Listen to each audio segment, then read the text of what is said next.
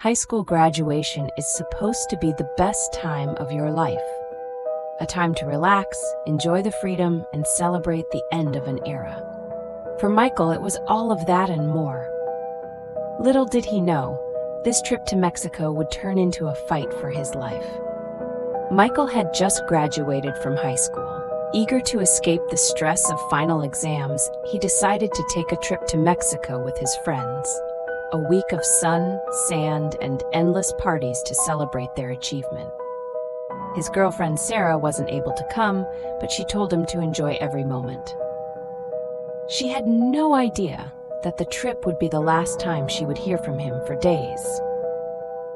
The first few days in Mexico were everything Michael had hoped for. The party scene was electrifying. Music filled the air, laughter echoed, and the days bled into nights. Everything was perfect, until it wasn't. It was the night of the big beach party. Michael had met some locals, a group of young men who seemed friendly at first. But as the night wore on, he began to feel uneasy. They kept offering him drinks, pulling him away from his friends, and inviting him into dark corners. And then it happened. Out of nowhere, Michael was grabbed from behind. He tried to resist, but they were too strong. Within seconds, he was dragged into the shadows, out of sight, into a van parked nearby. The loud music masked his screams. Back in the US, Sarah grew restless. The texts stopped. His friends had no idea where he went. Panic started to settle in, but she couldn't shake the feeling that something was horribly wrong. 2 days passed without word. Sarah, now frantic, called Michael's mother. Together, they tried calling the hotel, the local authorities, even reaching out to the embassy, but there was nothing. No leads, no information, just silence. Unable to sit idly by, Sarah made a decision. She would fly to Mexico herself and find Michael. She couldn't lose him, not like this. Armed with nothing but love, determination, and a gnawing sense of dread, she boarded the next flight to Mexico. Sarah arrived in Mexico with only one goal: find Michael. She worked with the local authorities, scouring every dark corner of the beach town, but the trail went cold. The locals were tight-lipped, and no one seemed willing to help, but Sarah didn't give up. Not yet. Her breakthrough came from an unexpected source. A local man, his face shadowed with fear, told her about a van seen near the beach, one that was known to be connected to a notorious group of kidnappers operating in the area. Sarah felt her heart race. This was her chance.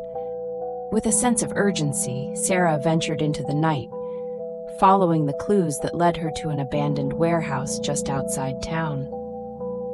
The building was quiet, dark, with only the faintest sound of whispers echoing through the walls.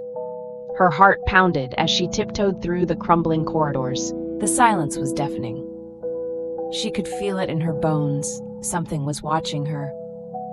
And then she heard it. Through the cracks in the walls, Sarah heard Michael's voice. Weak, desperate, calling her name. She rushed toward the sound, her body trembling with fear and hope. There he was, battered, bruised, but alive. Michael looked at her with a mix of relief and fear. "We need to get out," he whispered. But Sarah wasn't just going to rescue him. She had to get them both out, alive.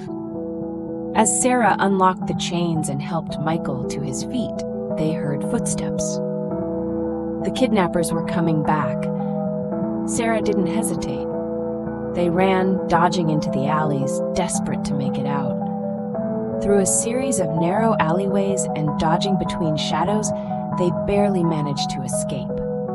Just as the kidnappers closed in, Sarah spotted a car in the distance.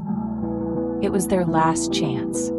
The car sped off, taking them to safety. As the kidnappers vanished into the night, Sarah looked at Michael. Their journey wasn't over, but they had survived, narrowly. Months later, Sarah and Michael returned home, safe but forever changed. The experience haunted them, especially Michael. He would never forget the terror, the darkness, and the feeling of being completely helpless. Some experiences stay with you forever. And for Michael and Sarah, the nightmare of that trip would never fade. Only the darkness remained. But some stories are better left untold. Thanks for watching Creepy Chronicles at Night. Subscribe if you dare.